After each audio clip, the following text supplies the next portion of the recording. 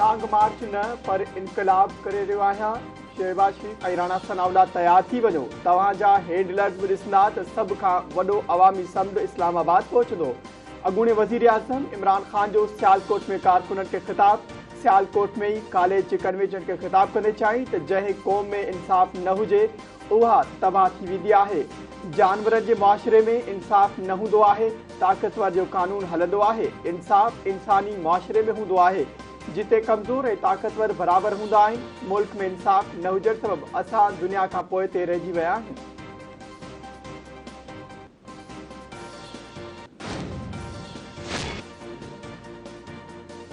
इमरान खान जो लॉन्ग मार्च इनकलाब लाइ न पर पंहिंजी मर्ज़ीअ जो आर्मी चीफ लॻाइण लाइ आहे। नूर लीग जे क़ाइदे अॻूणे वज़ीर आज़म मियां नवाज़ शरीफ़ चयो आहे त इमरान खान जो इनकलाब अवाम संदसि चइनि वरनि जी हुकूमती दौर में ॾिसी चुको आहे। ॿियनि खे चोर कोठींदड़ पाण सभ खां वॾो चोर निकितो।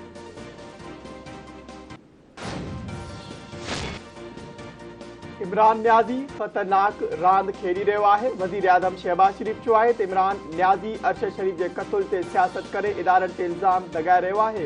इमरान न्याज़ी हथ ठोकियुनि इल्ज़ामनि खां पासो करे।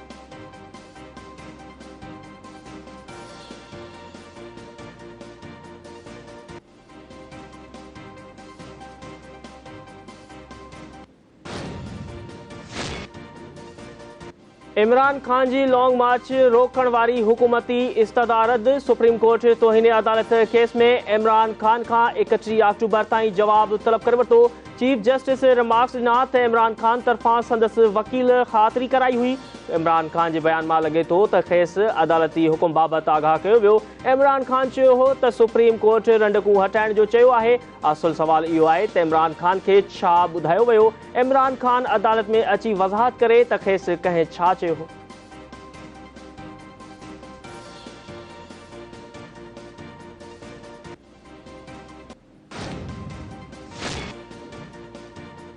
इमरान खे ख़बर हुई अरशद शरीफ ते हमिलो थियण वारो आहे। ॿुधाए त कंहिं खेसि इतला ॾिनो। जान खे ख़तरो हुअण बावजूदि इमरान ख़ान अरशद शरीफ खे परॾे वञण जो छो चयो।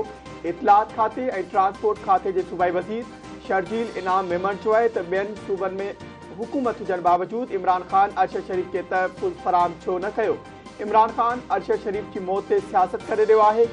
मुल्क में अनारकी ऐं वॻोड़ पैदा करणु चाहे थो। सिंध जो अवाम इमरान जी दगाबाज़ी खे चङी रीति सम्झी वियो आहे। इमरान ख़ान रुगो इक़्तिदार लाइ जहाद करे रहियो आहे।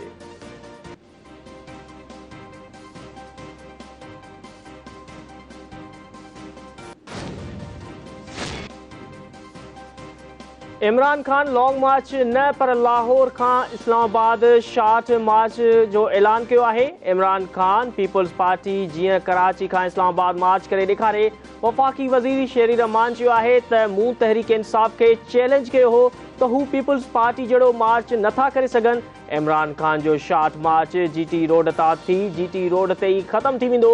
माण्हू इमरान खान जी ॾफेड़ वारी सियासत जो हिसो नथा बणजणु चाहिनि।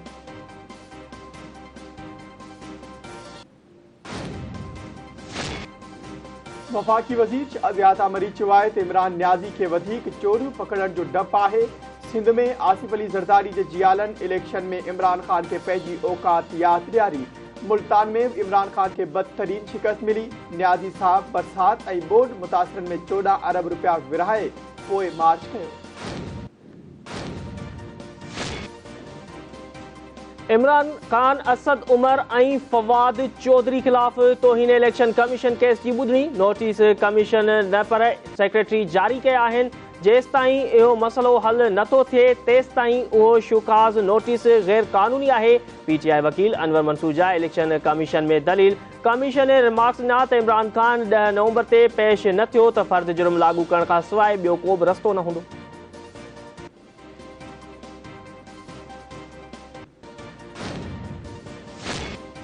सीनियर सहाफ़ी अरशद शरीफ जो पेम्स अस्पताल में पोस्टमार्टम मुकमल। मेडिकल बोर्ड जे सिफारिश ते मर्द जो एक्सरे ऐं CT स्कैन बि कयो वियो। पेम्स अस्पताल जे 8 रुकनी मेडिकल बोर्ड अरशद शरीफ जो पोस्टमार्टम कयो। पोस्टमार्टम बैदि अरशद शरीफ जो मर्द कायदे आज़म अस्पताल मुंतक़िल।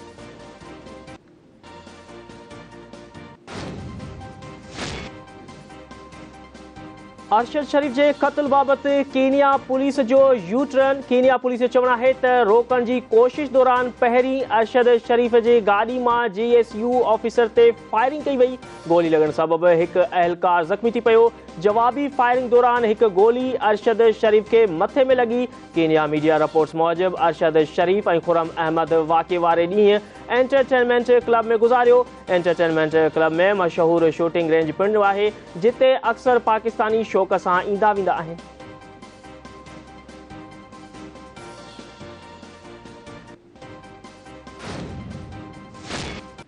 सहाफ़ी अरशद शरीफ के क़त्ल की जांच लाइ घरू खाते पारा जोड़ियल टीम में तब्दीली। जांच टीम 3 मेंबरनि में घट करे 2 रुकनी कई वई। घरू खाते मूजिब नई जांच टीम FIA और IB के सीनियर ऑफिसर के बदल हूंदी। वफाकी वज़ीर राणा सनाउल्ला चयो है त जांच टीम फौरी तौर कीनिया रवानो थी रही है। हकीकतुनि खां आवाम के आगाह कयो वेंदो।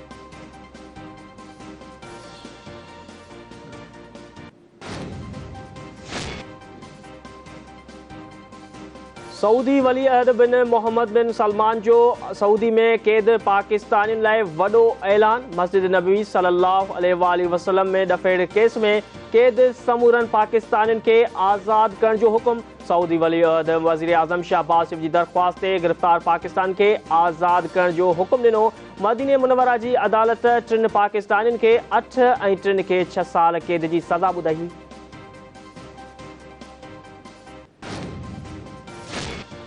अॻूणे सदर आसिफ अली ज़रदारी पारां जर्मन कौंसल खाने जो दौरो। कौंसल खाने अचण ते कौंसल जनरल डॉक्टर लूट्स तरफां आसिफ अली ज़रदारी की शानदार आजिया। खेस जर्मन झंडे जे रंगन वारी सिंधी टोपी पेश कई वई। मुलाकात दौरान पाक जर्मन लाॻापन गॾियल दिलचस्पी वारनि मामलनि ते ख़्यालनि जी टेबल।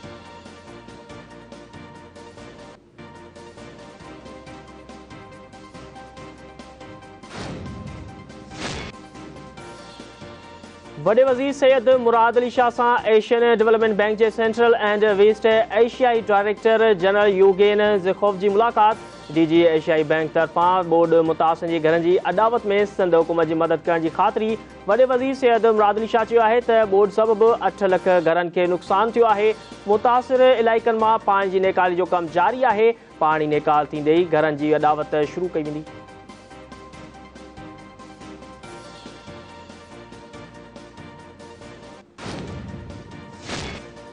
कराची में शिकारपुर वासी बोर्ड मुतासिर बाड़ी सां जिनसी ज्यादती वारे मामले जा वधीक इंकशाफ। डिफेंस में गिरफ्तार कयल मुख्य जवाबदार सांगड़ वासी ऑनलाइन टैक्सी ड्राइवर निकतो। जवाबदार बाड़ी के अगवा करण बाद डिफेंस में हलंदड़ गाड़ी में 40 मिनटन ताईं ऐं 2 दरिया वट जिनसी ज्यादती जो निशानो बनायो।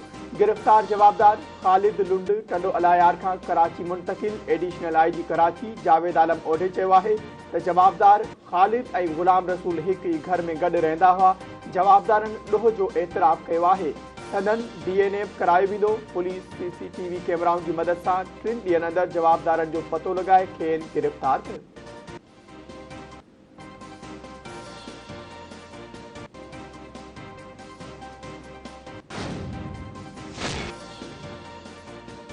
सिंध हाई कोर्ट के चीफ जस्टिस अहमद अली शेख क्लिफ्टन में बोर्ड मुतासिर बाड़ी सां ज़्यादती जो नोटिस वठी छॾियो। DIG साउथ ऐं SSP साउथ सुभाणे अदालत में तलब। वाक़े की तफ़सीली रिपोर्ट पेश करण जो हुकुम। सिंध हाई कोर्ट के रजिस्ट्रार चयो आहे त चीफ जस्टिस अख़बारनि में छपियल ख़बर ते वाक़े जो नोटिस वरितो।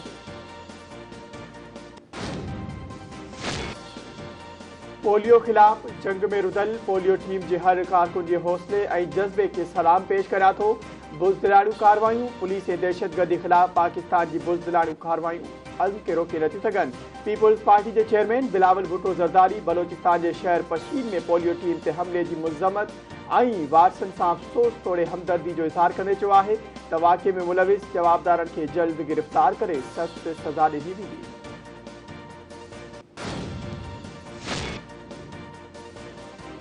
नेपरा बिजली 9 पैसा फी यूनिट महांगी करण की मंजूरी ॾेई छॾी। वाइपेदारनि ते $1 अरब 10 करोड़ जो भार पवंदो। नेपरा अथॉरिटी के सेप्टेम्बर की FHC की दरख्वास्त ते ॿुधणी मुकम्मल। नेपरा चेयरमैन जो चवण है त ॿारनि जी क़ीमतुनि में वाध सबब इज़ाफ़ो करण मजबूरी है। ईंदड़ महीने बिजली सस्ती थियण जो इम्कान है।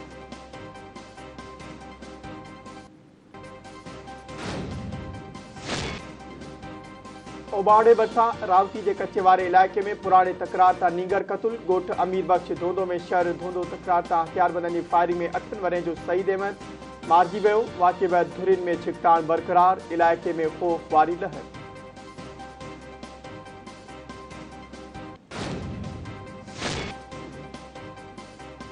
चंडे मोहम्मद खान वेझो इंसानियत के लजाईंदड़ वाक़ियो ॻोठ कमाल खान राशिदानी जवाबदारनि ताज़े ॼावल ॿाड़े के वण में टंगे क़तल करे छॾियो।